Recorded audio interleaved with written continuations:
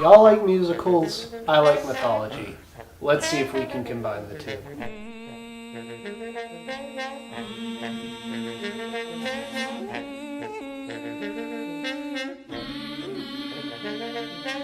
HadesTown began life as a concept album by Anais Mitchell before she turned it into an off-Broadway production, which is currently being produced for Broadway. Now, I haven't seen it perform, so this will be more of a review of the off-Broadway cast recording version, but the story still comes through. Let's start out by talking about the myths that this musical is retelling.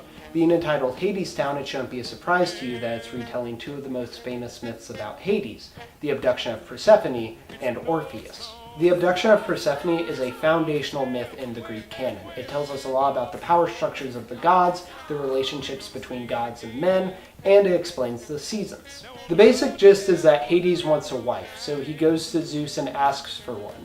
Zeus gives him permission to marry his daughter Persephone, so Hades goes off, finds Persephone picking flowers, and takes her to the underworld.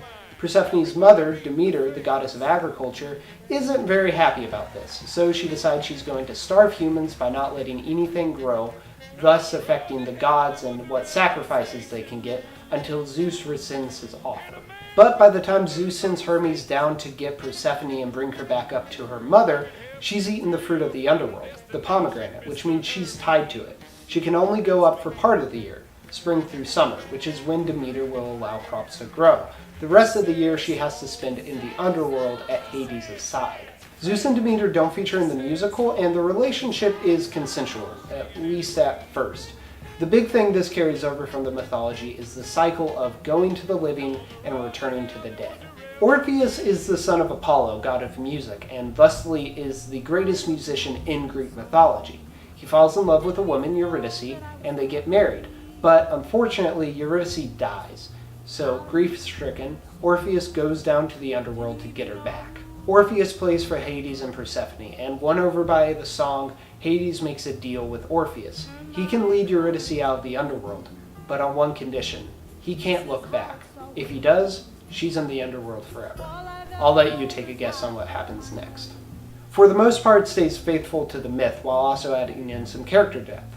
Eurydice is a very practical person, worried about surviving through winter, and Orpheus is an idealistic and even irresponsible artist.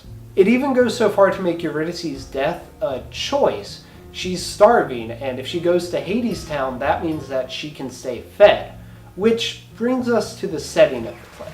If you haven't guessed already from the music, this recontextualizes the story and places it into the Great Depression. The road to hell is a railroad line, and HadesTown is the underworld, a bustling industrial metropolis where people work like slaves to grow Hades' wealth. There's also a period-accurate tension between wealth and labor, going as far to make Hades kind of a Rockefeller-type tycoon. But it isn't all one note. Hades is implied to have been a better man back when his relationship with Persephone began. And he doesn't see himself as a tycoon, he sees himself as a job creator providing for those who come to him. But at the same time, he is a manipulative tycoon. He isn't a good guy who's misunderstood, but he's also not incapable of doing good. This makes the musical a lot more interesting and complex. Okay, and now to the music, which is awesome. The instrumentation is very brassy and up-tempo, and the five main voices, the four characters mentioned previously, plus Hermes, who narrates the musical, all play off each other really well. Hades has a bass line which is simply intoxicating and pairs very nicely against Orpheus's well-maintained falsetto. Eurydice is probably the least noteworthy, but still very good, and Persephone's performance in the cast recording is just bleeding with fun. Hermes also carries a lot of the emotion, being a character that can have a lot of fun and can bring you into the world, but also sells the sadness of what happens in the story. The music also layers itself very nicely, often using counterpoints and leitmotifs. The lyrics are also super clever, carrying a lot of the story and the characters. There's also a lot of really cool details to the mythology hidden within the lyrics, like when Persephone is singing about her marriage to Hades, and she said that dark seeds were scattered on the ground. That's a reference to the pomegranate she ate in the myth. But the real impact of this musical is in the theme of cycles. At the beginning and end, Hermes sings about how this is a story that has been told and retold time and again, which is both meta, being a myth, and a musical. Musicals are performed night after night, and myths are passed down from generation to generation. But it also sets up this really cool idea of a cyclical story. There's also the obvious cycle of Persephone returning to the overworld, partying it up, and then returning to HadesTown, where she and Hades fight for 6 months. But there's also a more subtle cycle buried in the relationships. Orpheus and Eurydice are representative of an older Hades and Persephone. Likewise, Hades and Persephone are what Orpheus and Eurydice could turn into. And while the story doesn't end well for our human characters, there is a note of hope for our god characters. The last thing they say to each other as Persephone prepares to again leave for spring is that they'll try it again next year, inspired to try to repair their relationship based off of the young love of Orpheus and Eurydice. This is also why it's so appropriate that there are so many leitmotifs.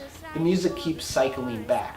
It's a beautiful way to tell the story and makes the rather sad ending feel worth it. So that's HadesTown, currently my favorite musical that I've never actually seen. Hopefully that'll change one day. Go check out the cast recording because, oh my, is it great. And if you're interested in other musical interpretations of Orpheus, I'll link a video by the channel Polyphonic did on that subject down below. I'll see you tomorrow, VEDS. May our stories outlive us all.